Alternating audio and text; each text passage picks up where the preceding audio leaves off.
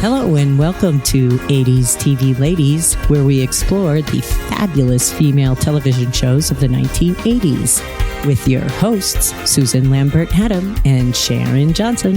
Hello, everyone. I'm Sharon. And I'm Susan. And that was Melissa, our producer, introducing us because we like to mix it up a bit. Recently, we've been talking about Cagney and Lacey, a police procedural drama starring two women detectives who were solving crimes as they managed their personal lives. It aired on CBS from 1982 to 1988. This show is arguably the most female-driven show we've covered so far. Two women leads, working together and being really well-drawn individuals in a male-dominated field. The women are leading the story and being the heroes, and I really like that the show dealt with the issues of the day, racism, abortion, sexual assault. It did not shy away from those, and it did it in really smart and surprisingly subtle ways. In addition to the series, there are several Cagney and Lacey TV movies. The original television movie that would spawn the show, which aired in 1981, which we talked about a few episodes back. And then CBS aired 4 TV movies between 1994 and 1996, picking up the characters and the actresses several years later. Cagney and Lacey starred Tyne Daly as Beth Lacey and Sharon Gless playing Christine Cagney.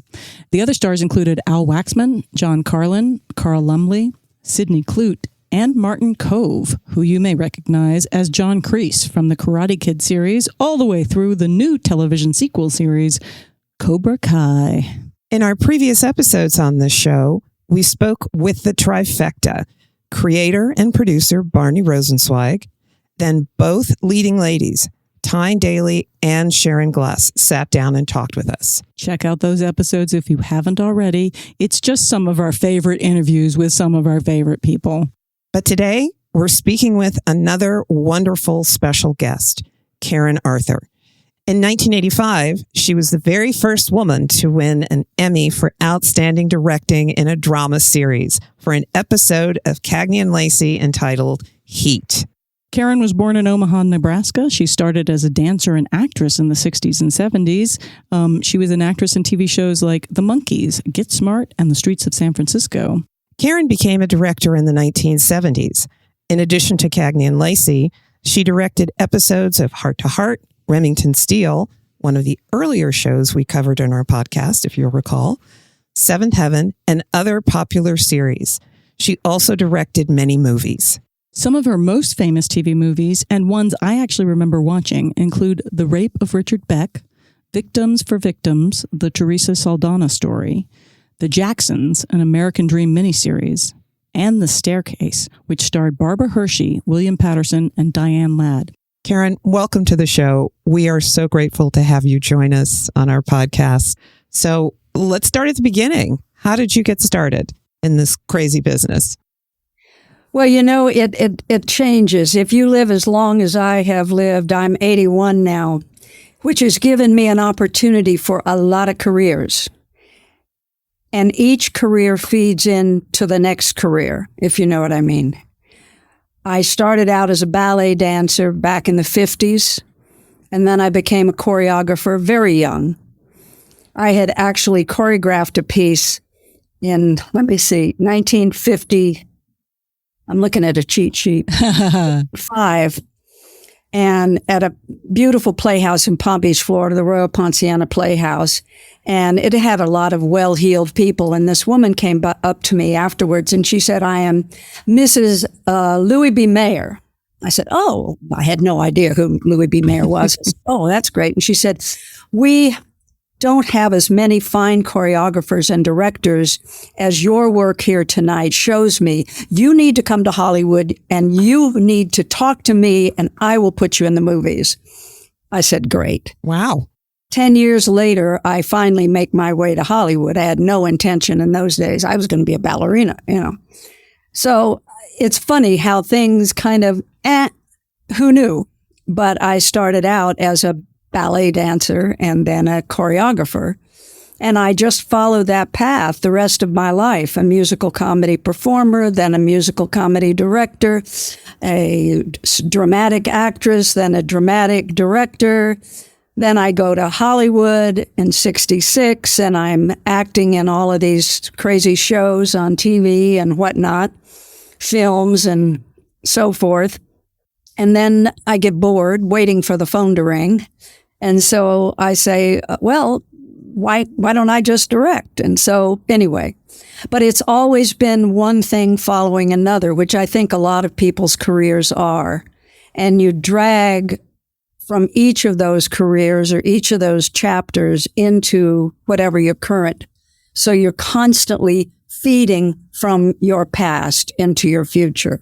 I love that. I think that's amazing. And I have had a lot of weird, crazy career stuff too. I did not think 2 years ago I'd be doing a podcast right now, but we're having a blast. And but I am very curious about the transition to director. I was directing in the theater. Actually, I had done a production of The Little Prince. And one of the reviewers, this was in Hollywood, and one of the reviewers said, this director is so visual. Her work is just so cinematic. I don't know why she's not directing in Hollywood. Why is she not a director in film? And I thought, well, why am I not a director in film? Hello, I can do that.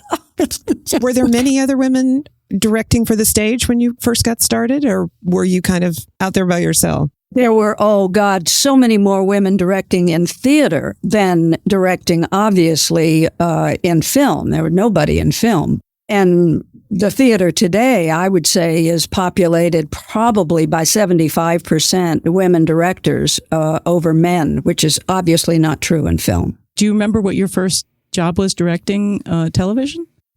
Well, before I directed television, I made several movies. Several feature films. I wasn't interested in television. Oh, no. You have to do movies, features, woo!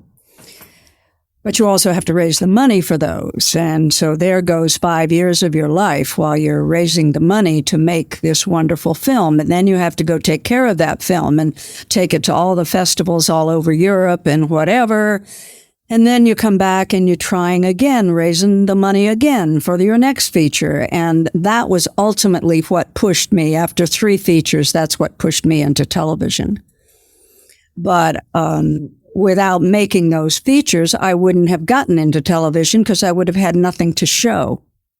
But because I had made those features, I was able to say, see, I can do this. So that was Legacy and the Mafu Cage? Legacy, the Mafu Cage, and Lady Beware.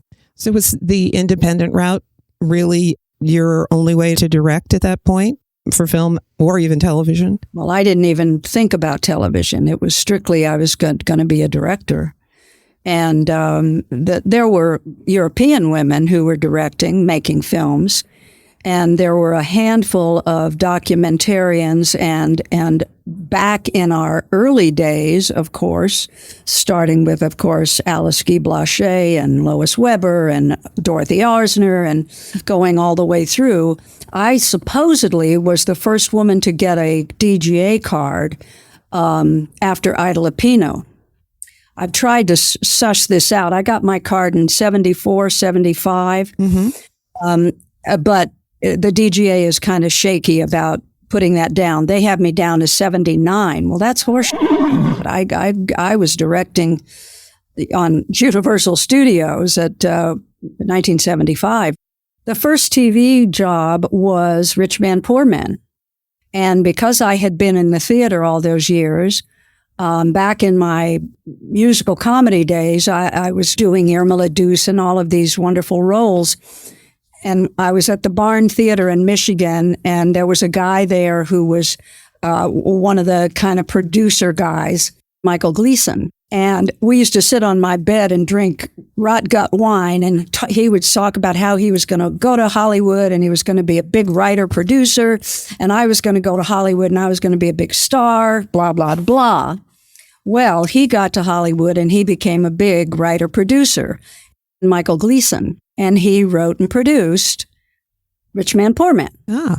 So I went to him and I said, Michael, I'm directing now. And I had Legacy and I had a Mafu Cage. I think at that point, I don't think I had, I forget the years of all of these things. God, when you're my age. Hello. No, I hadn't done Lady Beware yet, but I had done Mafu and Legacy. So I gave him the films. He looked at them. And he went to the tower and he said to the suits in the tower, I want to give her a rich man, poor man. And they said, oh, Michael, her, don't hire her. He said, you don't understand. I don't want to her. I want to hire her. She's a good director. Perfect for our show. Anyway, he put his job on the line for me. And I got Rich Man, Poor Man. That is amazing. And I know, like, so for our listeners that don't know what she's talking about with the tower, there's a building that's black that's called the Tower at the Universal Studios. It's where all the executives are. And when you go there, it's quite intimidating often. Very intimidating. Yeah, perfect word. Well, that was kind of a throw you in the deep end sort of experience from going to independent film into a network television miniseries. What were the things that you found that you had to learn or relearn when you first stepped into that role for that show? Well, I parked my car where it said director on the lot right by the soundstage. And I start into the soundstage and the security guard said, wait a minute, lady, hey, lady, you can't park there. That's for the directors. I said, I am the director. Threw my script over my shoulder and marched in on my high heels. That was fun, day one. And then day one, the assistant director, when I got on the soundstage, said, okay, we're starting in the dining room and I've moved the wall over there so you can put your camera there. And I said, excuse me, you moved the wall? He said, yeah. I said, you don't know where I'm putting the camera. I said, AD, right? Director, right? Put the wall back. Oh, but it'll take. I said, I don't care what it takes. Put the wall back. We won't shoot in the dining room right now. We'll go to the living room. We'll shoot scene blah, blah, blah, blah. And then at the end of the day, we went back to the dining room. And I said, okay, now you can pull the wall. But it's that quaking in your boots. But you have to demand your position. And I just knew that by having done whatever else I'd done my whole life. That's fantastic. You're my hero now. I know. The first two stories. It was so cute that I was leaving the first day to go back to my director's spot, right, to get my thing and to get my car. And this big old burly kind of guy came to me and he said, he said, I'm an electrician. I'm up in the gods. And he said, I've been looking at you. I've never seen a woman director before. He said, you're pretty good, Big old guy. It was so cute. I earned my stripes. Absolutely. That is so great. Did more jobs come or did they come? Yeah, Heart to Heart followed pretty soon after that. And I did, I don't know, 10, 12, 15 Heart to Hearts. I did a ton of them.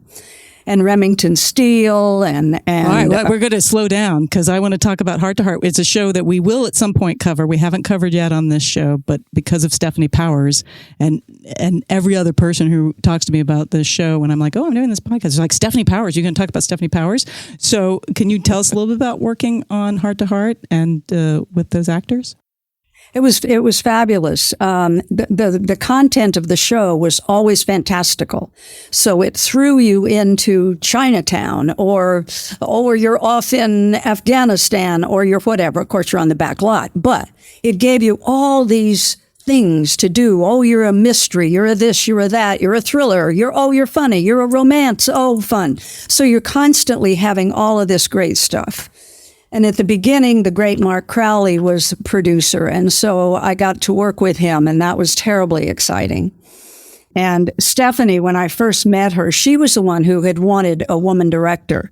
And so she had gone to the Powers and said, I want a woman director. And so my name came up, and I went and watched them work, and they could be tough on directors. They could be tough. I saw several directors walk away, one in tears, one kind of like shell-shocked. And I thought, oh, God, here I come into the lion's den.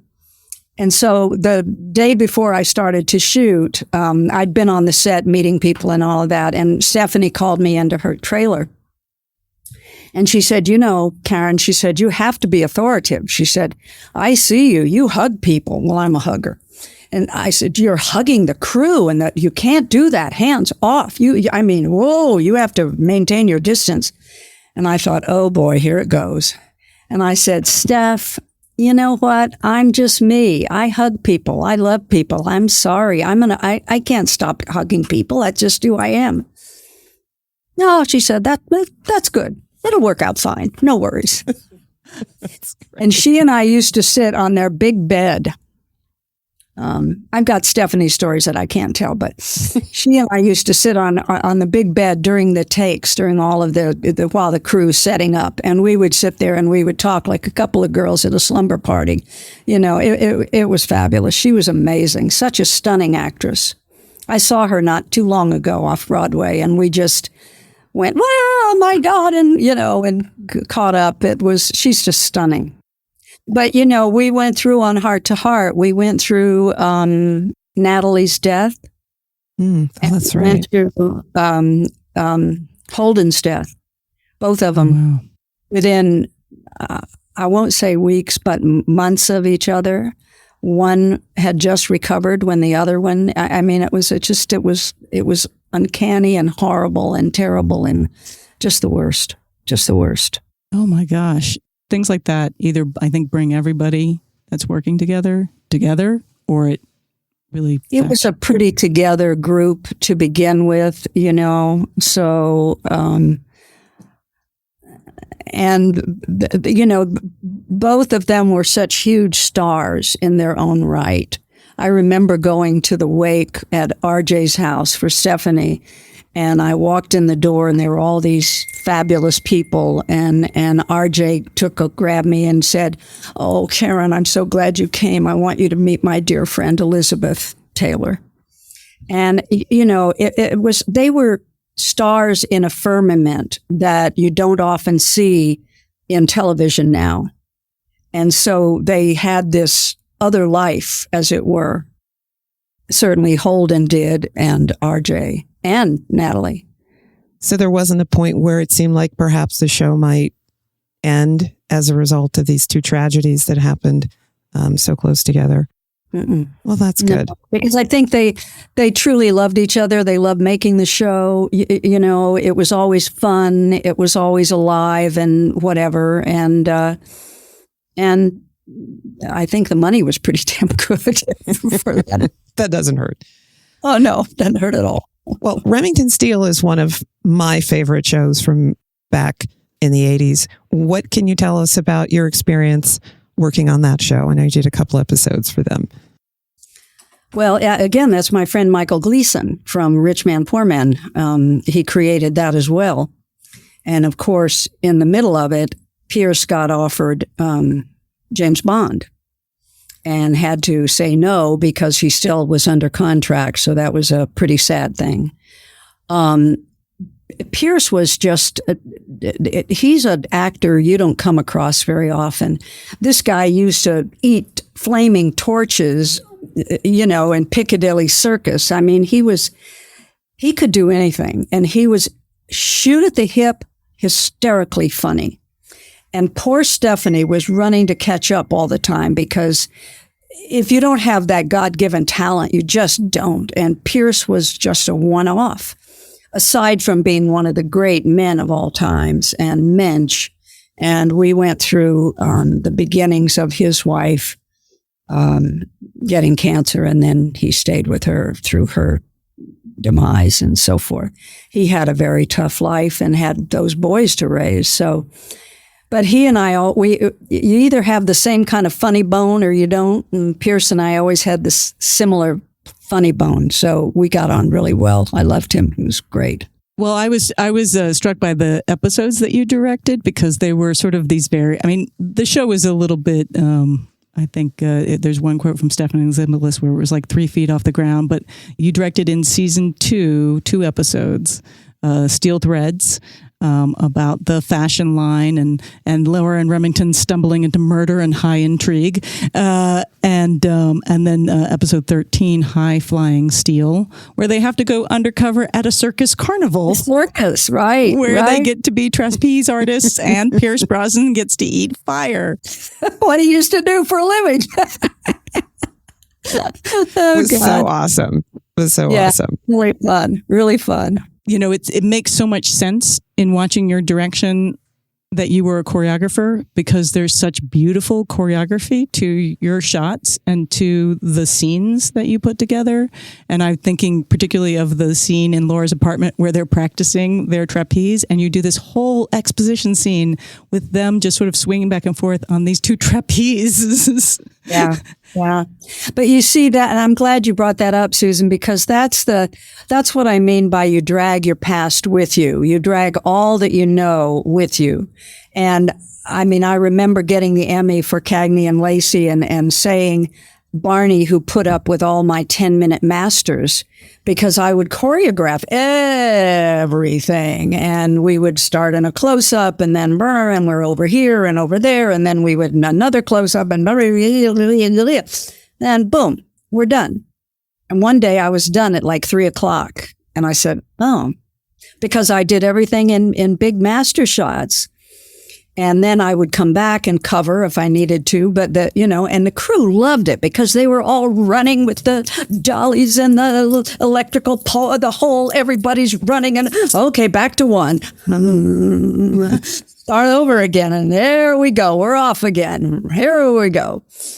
And it was true, but that was my style because I was a choreographer. And so I wanted everything on its feet, everything moving, camera always moving. I met my husband, the great director of photography, Thomas Neuwirth, on Cagney and Lacey. We fell madly in love on the first show that we did together, which was Heat, which won the Emmy. And he and I are about to celebrate our 39th year together. That's fantastic. Congratulations. That's amazing. And we made all my movies, his movies, our movies, from Cagney and Lacey on together. That is so great. And so I guess we're going to jump ahead to Cagney and Lacey. So you did like 8 episodes for Cagney and Lacey in season 3 and 4. And you worked on the second one you worked on was called Choices, about a sort of a shady landlord died, and so there's an investigation into the witness, and then meanwhile, Chris Cagney has a pregnancy scare, which is, it's always very exciting when there's a emotional, personal component to those episodes. But it seems like that's the first time you work with editor Millie Moore. Could have been. Millie and I had a long career after that. Again, we met on that show, and then I took her with me for several other shows that when I started doing MOWs and then miniseries, and so we had a long career as well. You're sort of collecting people along the way, You do. You find there's somebody that there's a shorthand in vocabulary, and you understand each other. You don't have to spell it out. Somebody has your similar rhythm or your similar, eye, whether it's a cameraman or an editor. And I was trained by the great editor, Carol Littleton. She was my editor on Legacy and Mafu Cage. And her husband, John Bailey, was my cameraman on those. So I had the best. And we all came up together, the 3 of us. And Carol and John, we were being interviewed for Mafu Cage for a DVD version. And they gave me the greatest compliment I've ever had. They said that working with Karen, she set the bar so high that that's what we have attempted to reach and stay there for the rest of our creative lives. And it was truly because we were, I had Mafu Cage screened at MoMA. And so for a filmmaker to be honored, so I was doing the Q&A, and the gal Karen, who was interviewing me, she said, "What was so special about Mafu?" And I said, had to think for a minute. And then I said, it was before I moved into television. And when you move into television, you get producers, financiers, studios, executives, all of these people now are telling you what to do, how to do it, when to do it, what not to do. Oh, we don't like this. We like this. Blah, blah, blah, blah, blah. When you make an independent film, nobody tells you what to do. It's right here. It's right here. And you go out and you create with these wonderful people that you've pulled together, because this is a collaborative art form. And together you just create whatever is in your mind that you want to create. You can't get back to that place in television.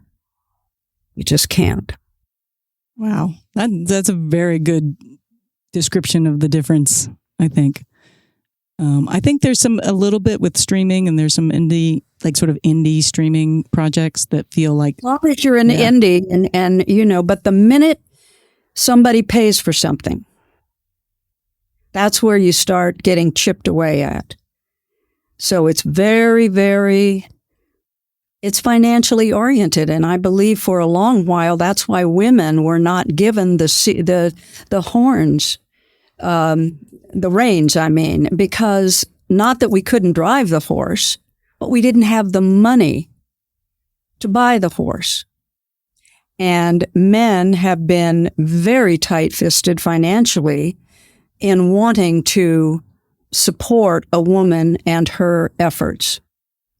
And so when you think back, it's all about the tower, not wanting to give that little girl the reins. Well, I think we can stop our podcast right now. I think you encapsulated it. We're done. Check. This is so great. So let's go back to Cagney and Lacey, where kind of all these amazing people you met and things happened. So the fourth episode that you do is Heat. And that is the episode you won the Emmy for, starring guest star. That's the first one. That started a new season. The other two were done. The cameraman on that was Sharon Gless's husband. Ooh, it'll come to me.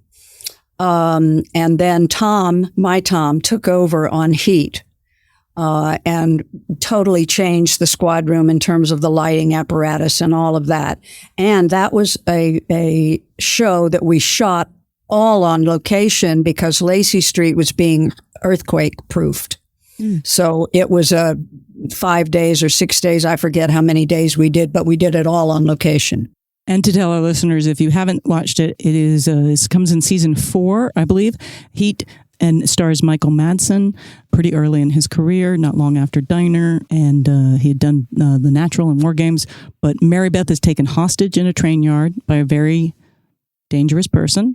And there's a big standoff, and it's very hot because they first are stuck in a train car. He sort of holds up in a train car, and it's very different. It's shot very different from the other episodes. It feels very different. Again, we can kind of catch these things on streaming, and sometimes it's not accurate. But in the episode that I watched, and Sharon, I don't know, we haven't talked about this. It started without the credits. Also, if you notice, there's no music. Yeah. Barney said, I'm not going to put any music on this. It is so powerful without having anything other than heightened sound effects. And that was his call, but no music. That's amazing. When you were shooting that, were you like, this one's special? Well, it was the first one with Tommy. I could sense that as a director and a director of photography, this was an amazing connection blend. And also we were falling in love. So it was very special. Wow. That's a big year. Holy crap. And so then you go on and continue doing episodes so he just stayed, he was the DP from then on? For a long time, yeah. After I left, he stayed for a while after that. And then he started to join me doing Movies of the Week. And then we hit the miniseries Rock and Roll Time, All right, so let's talk about the Emmy win. I want to actually kind of go right before the win and talk about when you were nominated.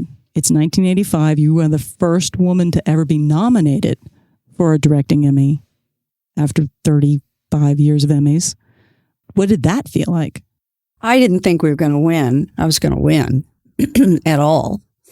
I didn't even buy a new dress. I had an old nightclub gown that I used to use in my nightclub act, and I had a feather boa that I used to use in my nightclub act. I used to skip rope in it, so it was weighted on ends. So I thought, I'm just going in the old, I'm not going to get this. I said to Tommy, I don't know why you're getting a limo. This is crazy. You're spending all this money for a limo. Come on, we're not going to win. So when I won, it was, pretty wild. So the network didn't even send you to the Emmys in a limo at the very least? Kidding? Oh, please. Good luck. They're on the bus. Who cares? Nah, not the likes of me. Maybe the likes of other people they bring to the Emmys, but not me. No way. Oh, my God. But Tommy got in limo, so we were in that limo. You were in a limo. You went home in style with an Emmy in your hand. Do you get to go home with the Emmy? You got it. You get to go home with the Emmy that night? Oh, sure. Okay. Oh, yeah. Yeah, absolutely.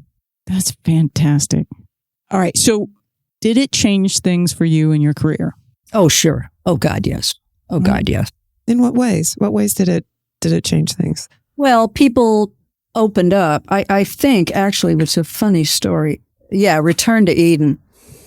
Return to Eden was before the Emmy. And the executives at Return to Eden, we were away shooting in Seattle area. And the suits didn't like what they were seeing. And so they said, fire them. So we got a call from the suits saying that we were fired. I was fired. And then, of course, other people go. And the producers who wrote the piece were very strong. And they said, no way, man, we're not firing her. You fire her, you're going to lose everybody. Come on, no way. We're moving. We like what's going on here. And we're the writers. We created it. Okay, so they managed to save the job. So when we were watching, in those days, you used to see a screening with the executives and everybody when the show was finished and we'd finished editing and, So I'm sitting there. I would always sit way in front so I could hear what they were rabbiting about. Well, like that. Or, well, that's good. Whatever. Anyway, a man and a woman who had been my executives who had wanted to fire me, the lights come up and Brandon Stoddard, I think it was, or Brandon Stoddard and Tartikoff, but I think Brandon Stoddard was the guy at I think it was CBS. And he said, it was ABC. He said, this is so fantastic. I love this movie. I'm going to make it ABC, circle, blah, blah, blah, blah. And of course, the man and woman who had fired me said, oh, yes, it's So the night of the Emmys, Richard Crenna gets an Emmy for Rape of Richard Beck, right? Yeah. And of course, I got mine. And that was the same year? I guess I hadn't put together that was the same year. Yeah. That's amazing. He said, you've already, he said, she should get an award for this, but you've already given her an award. So my director, Karen Arthur, blah, blah, blah, blah.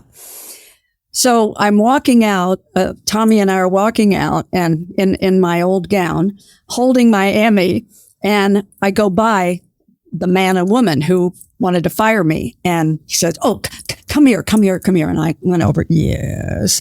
Oh, we're so proud of you and blah, blah. And I said, okay, thank you. And he said, we want to hire you to do the next 3 movies of the week. You can choose whatever you want. So did it make a change? Absolutely. Even in people who were ready to flush you down the toilet, it made a change. Wow.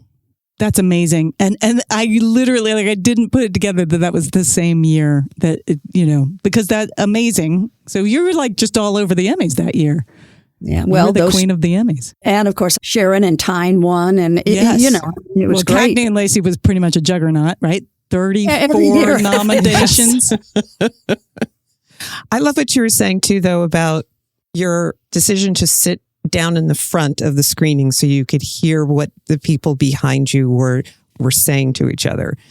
Did you ever get any interesting tidbits, or whether you want to tell us them or not, about things that were helpful to you or interesting, or anything that you might have learned or gleaned? You know, Sharon, because the network and the executives are so much a part of the editing process, you know, much to your chagrin most of the time. However, there have been many, many times when I have learned a great deal from somebody who I maybe during the writing process or the initial process I might have tossed away. They are very, very intelligent on many levels. And unfortunately, you get into a combative situation just by the nature of the being until they really get to know you and respect you. Then you can have great relationships with executives, which I have had. But if you're coming in cold, as it were, you know, it takes time like any relationship. So yeah, I would hear things that I would go, whoa, that's a damn good idea. Or I can, I'll make a change in the edit or whatever, you know, yeah. You're always learning. I mean, we're babies in this world, you know, as certainly I was to start. You don't know anything. And so you're picking it up from whoever, oh, that's a good idea. You have to recognize the idea, mind you, but okay, that's a good idea. Did someone give you the idea to do that, to sit down in front? I'm not sure that how many people would have thought, okay, this is a great place for perhaps where I can learn some things based on what I'm hearing. It is bold as someone who sits in the back during my things, and in some ways I think that for me in theater, when I'm doing a theater show, I like to sit in the back so I can watch the audience. You're absolutely right. And in theater, I'm always in the back row. And in a screening of my movies, I'm always in the back row, but not when I want to hear what the bigwigs are saying. Then I want to be in the front row. Also, I think if I'm in the back, I intimidate them. Oh, she's watching us. Oh, she's going to see what we're thinking. Oh, we can't do that. So, you know. I love that move. Yeah, that's great. If I'm ever back in film, I will be using that move. Yeah, it's very different. But when you want to know something, it's good just in your little ears are perked up, you know. That's great. Now, all right. So one more question about the Emmy win.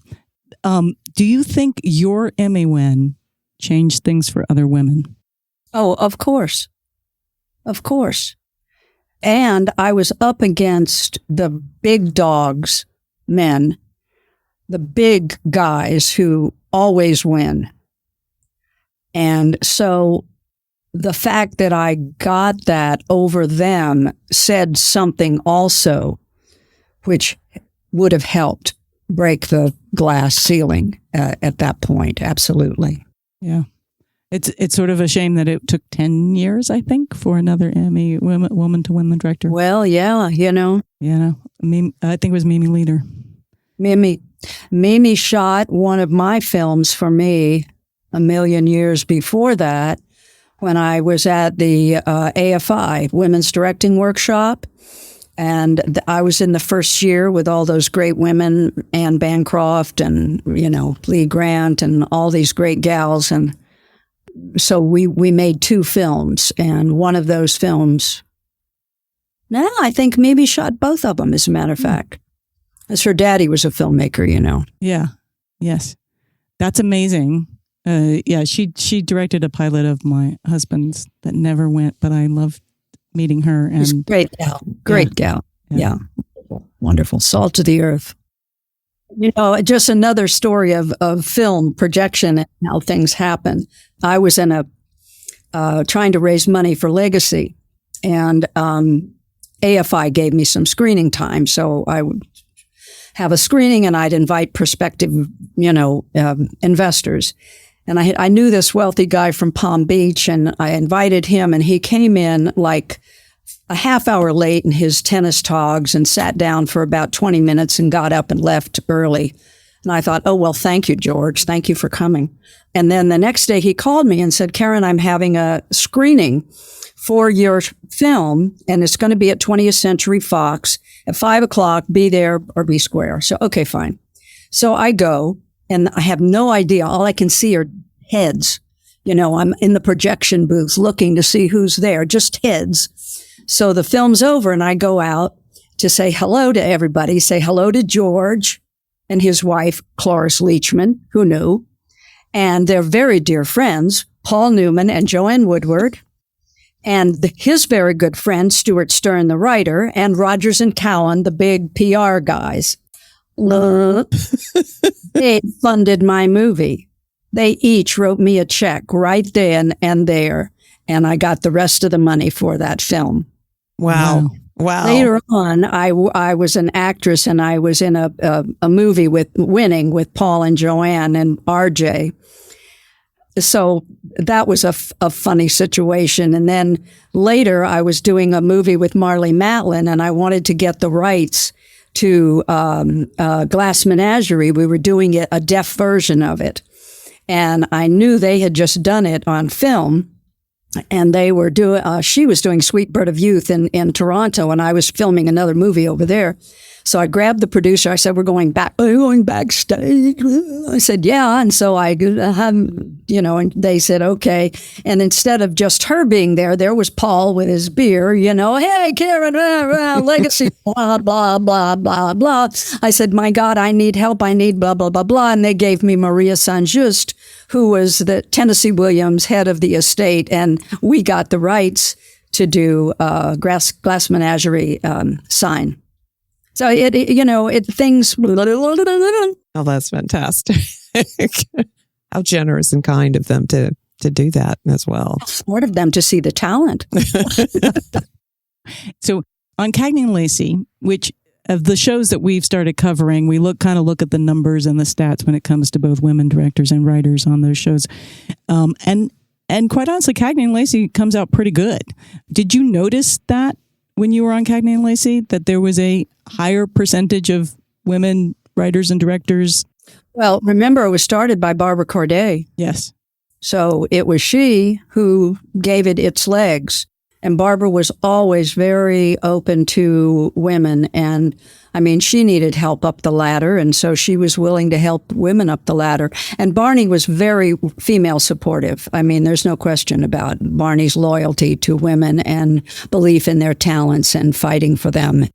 Well, I haven't seen Sharon in forever, but I bumped into Tyne every now and again because we're both New Yorkers. And we go to the theater and bump into each other in the theater, so I get to see her. You have worked with some incredible actresses and actors. Any standouts? Any other amazing people that you're like, oh my God, this really changed the way I thought about things? Well, there've been a lot, and for somebody who comes from not a star background like myself, when you work with bona fide stars, there is always that, oh, how will I be accepted in this world? These are not just TV stars. These are, people like Vanessa Redgrave and Michael York. And, well, Angelina was a baby when I got her, but, Angelina Jolie for This Is Women. Yeah, Angelina Jolie and Ed Harris. I gave him on Heart to Heart his first job. I'm sorry, who? Ed Harris. You gave Ed Harris his first job on Heart to Heart? Yeah. Oh my God, we're going to go have to find that out. I know. He had done a biker movie, and I saw that, and I was just struck. I said, this man is so stunning. And I literally would sit there behind the camera and just go like that because he's doing what? He was so awesome. But, you get people and it's really exciting. So part of it is you trying to calm your inner woo.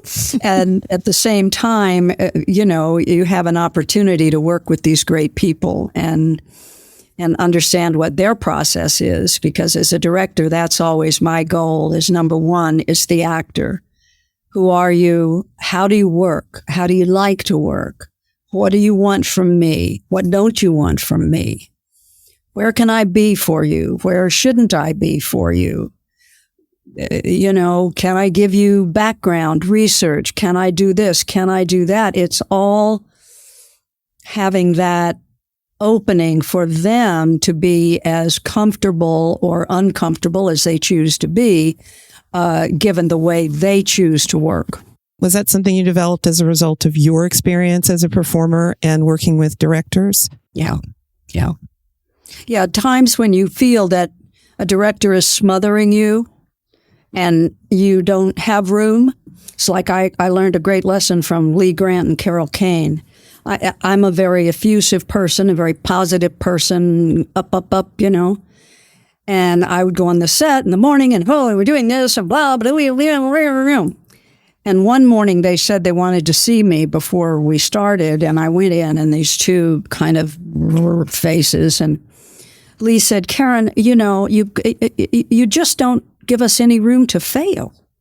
And I said, well, what do you mean? Well, you're so positive. You know everything all the time. You're never questioning anything. You're just always there. I said, but I'm the director. I'm supposed to do that. And they said, no, you've got to be a little less sure so we can be a little less sure. So we can try things out rather than having to live up to your expectations. That one was a big lesson. Wow. And so how do you shift that since it's so close to your personality? I'm not 100% sure all the time. I fake it a lot. I think girls fake a lot of all our lives. We're constantly going, I can be that. I can do that. I can, but. So it allowed me to say, okay, there are times when I don't feel that on top of it. To either go to the actor and say, I'm not feeling really great about this scene. What am I missing here? Or what could we do got any ideas here? Just to include the question and include other people in the question.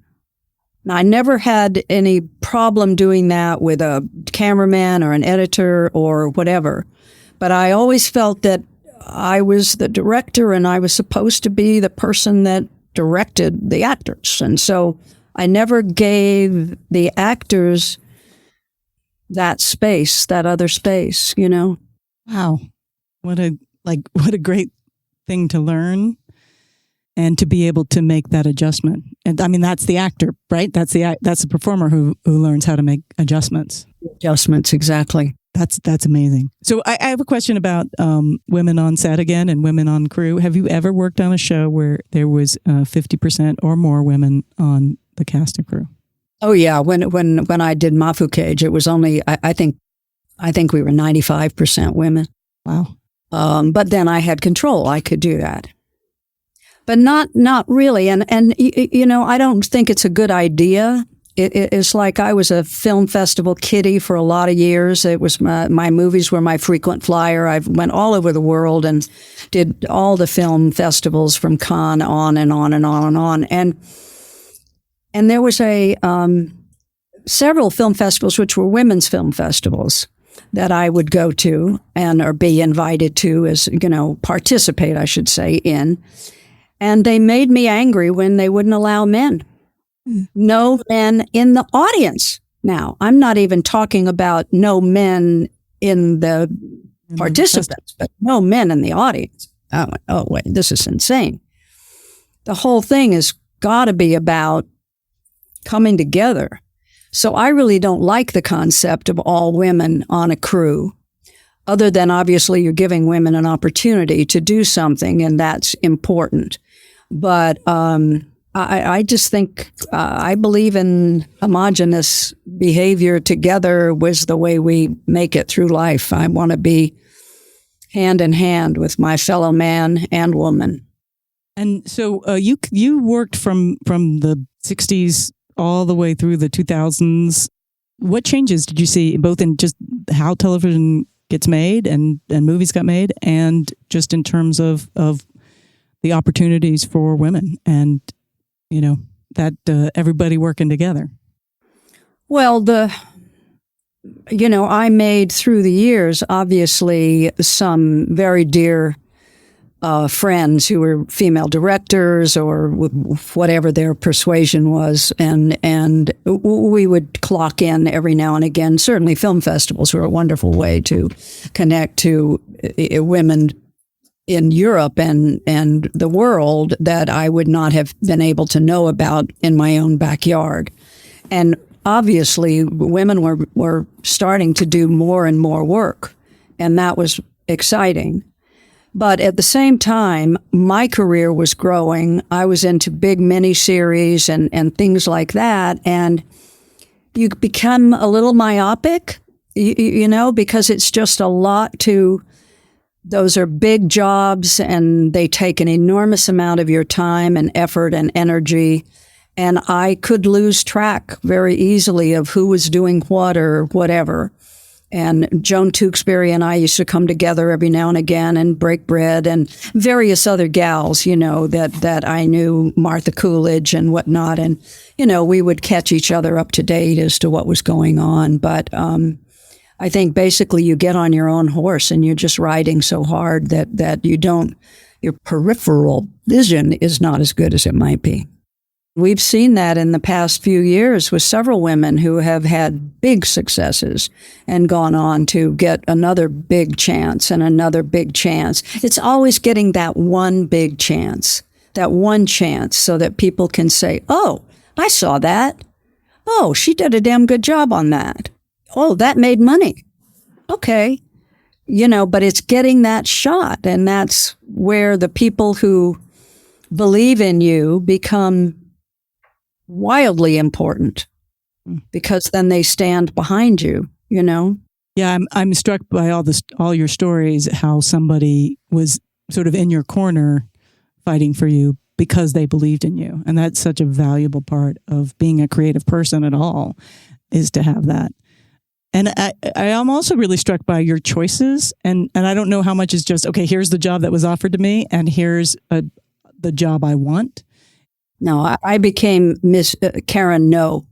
I would throw those scripts in the fireplace. We lived in Malibu, and I would just toss them in, you know, no. My agent would go cuckoo. You can't say no again. I said, but it's not about anything. These are my babies. I don't have children. I make movies.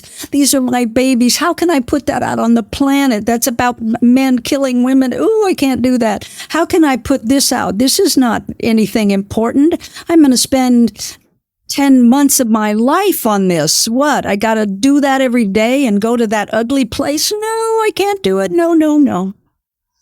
So I've been very selective about what I choose to do, and have been so fortunate to have great scripts. And I had a producing partner for years, Craig Anderson, has more talent and grace and creativity and sensitivity than anybody I know.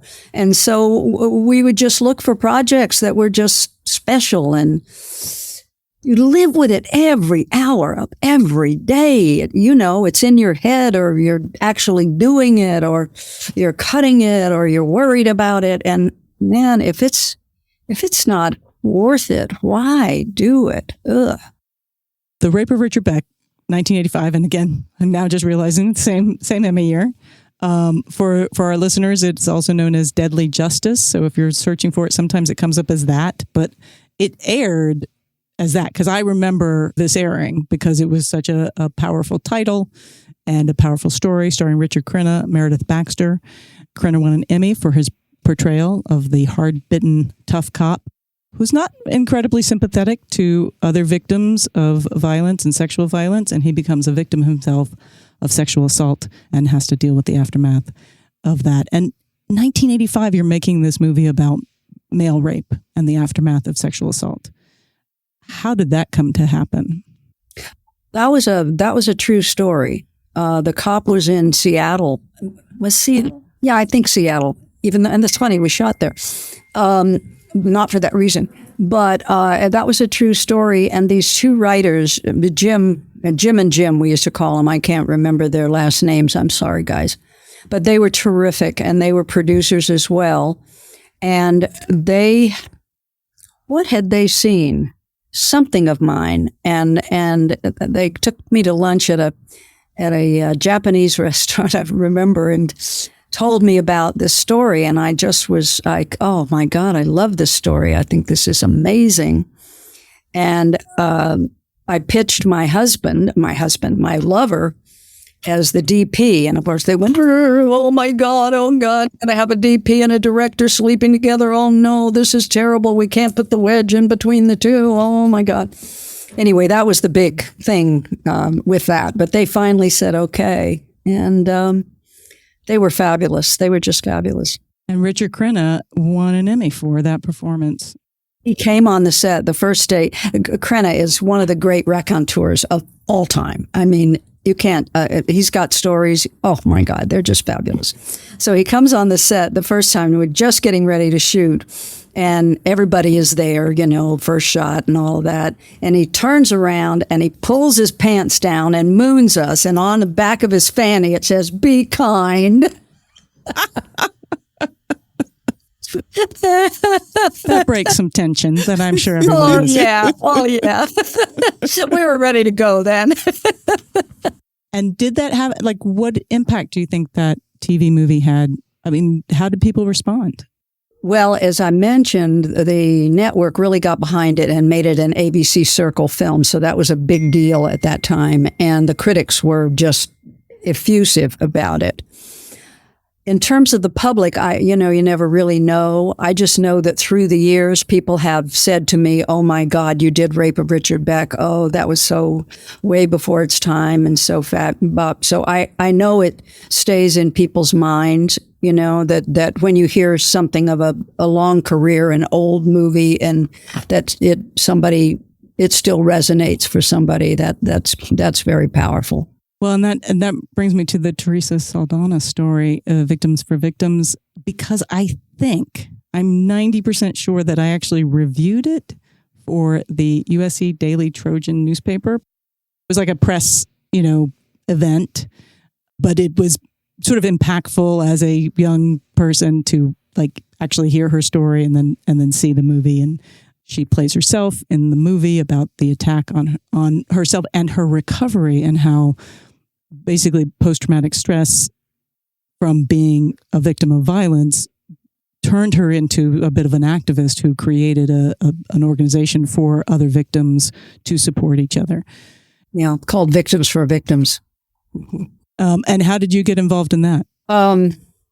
That was on the heels of Cagney and Lacey. Yes, because that was Orion. And Orion was the home for Cagney and Lacey.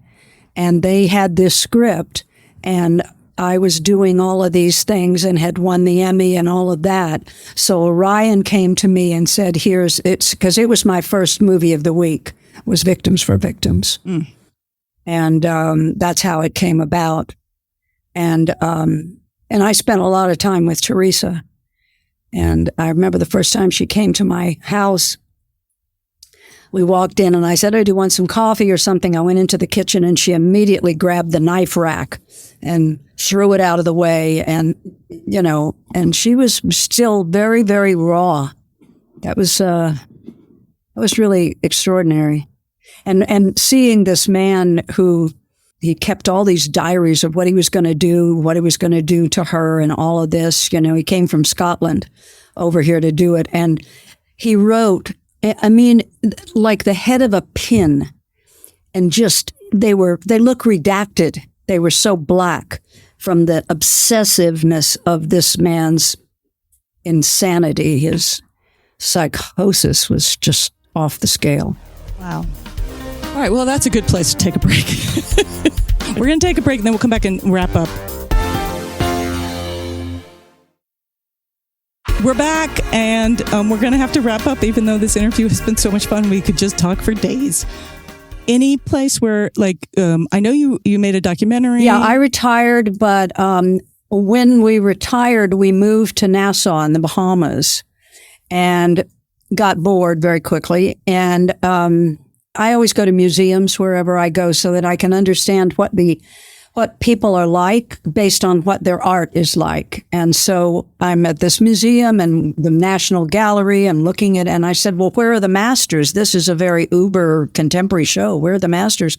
And they said, oh, well, we don't have room for that, whatever. I said, oh.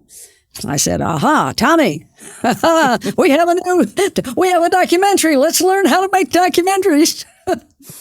So we made 4 features on Bahamian artists, and this was the joy of joys. Number 1, to work in documentary, which is a whole other world.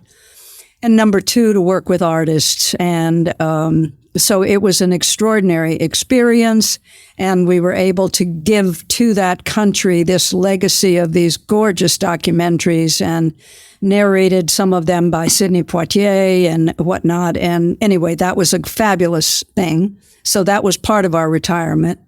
And then I went back into the theater, and I've been directing in the theater now. So if there's some place that people want to keep up with what you're up to, is there a way for them to find you? Or are you just like, yeah, you just have to search hard?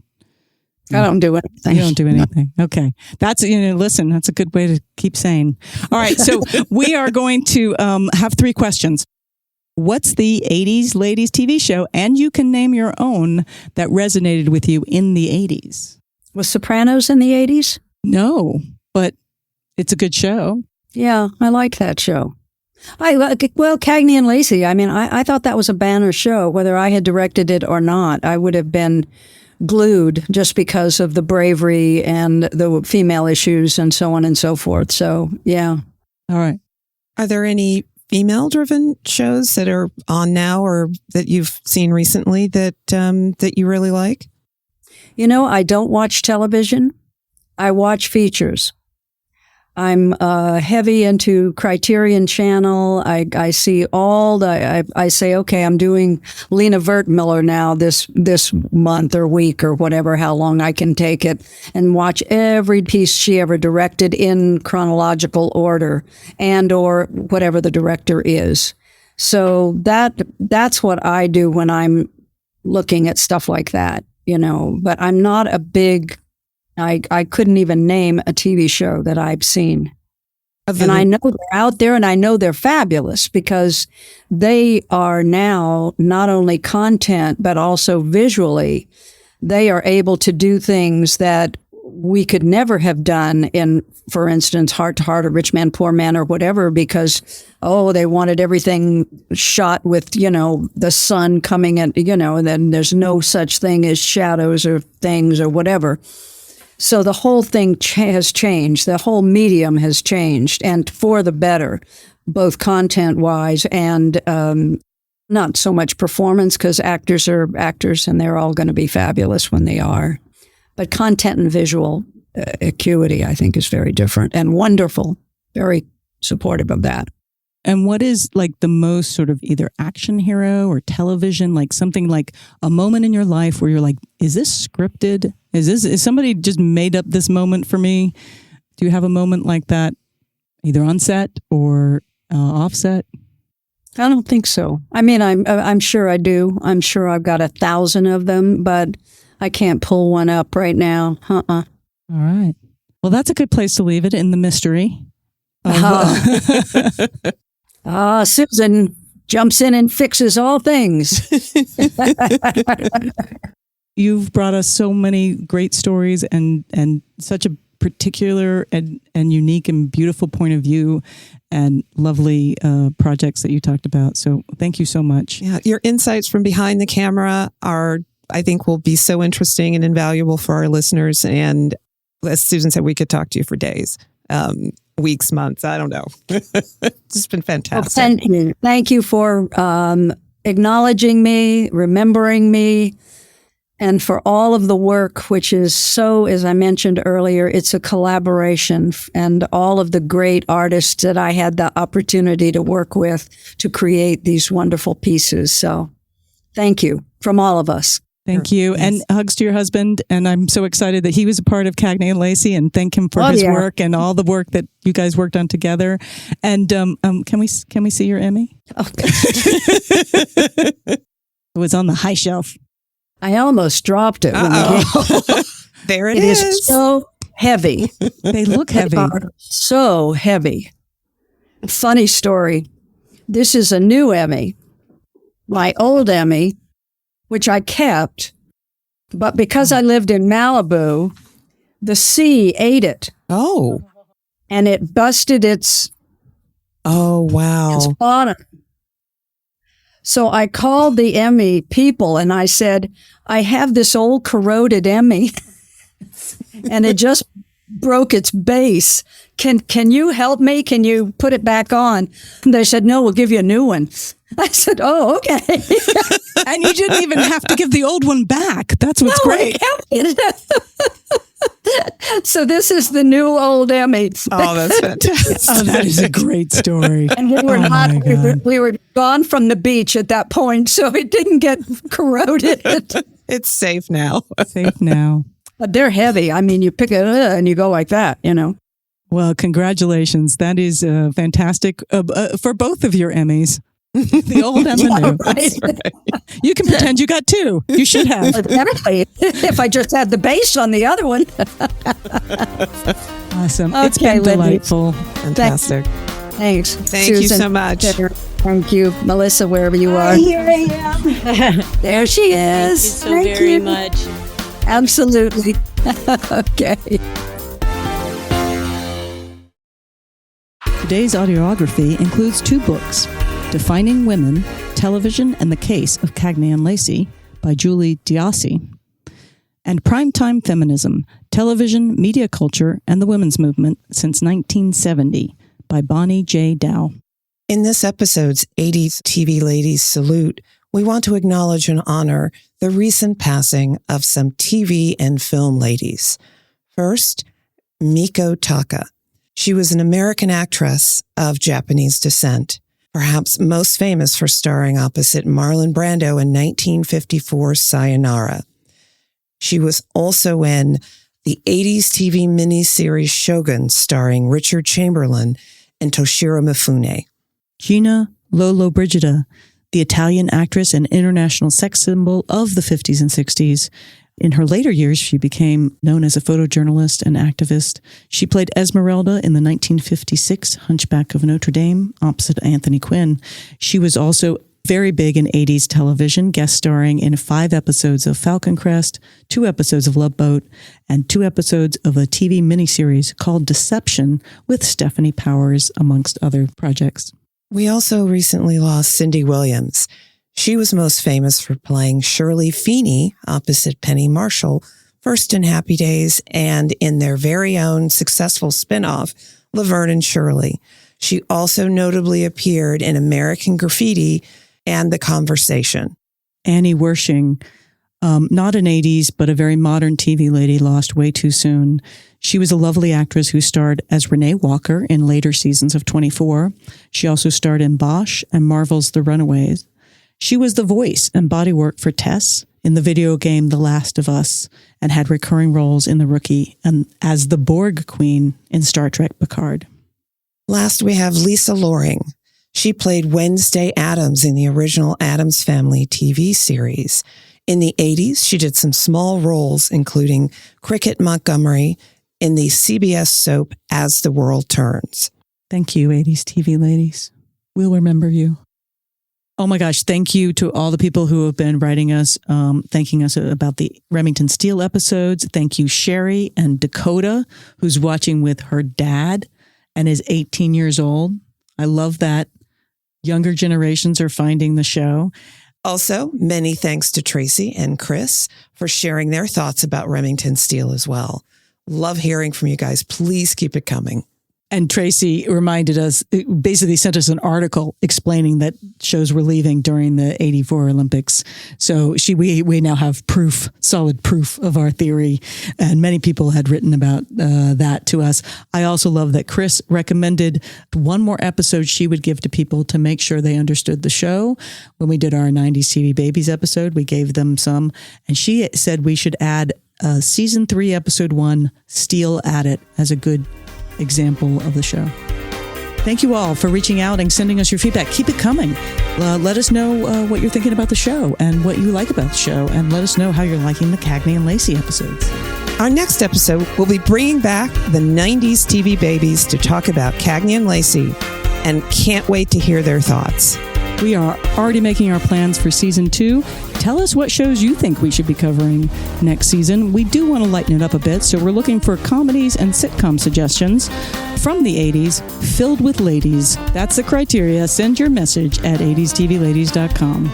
As always, we hope 80s TV Ladies brings you joy and laughter and lots of fabulous new and old shows to watch, all of which will lead us forward toward being amazing ladies of the 21st century.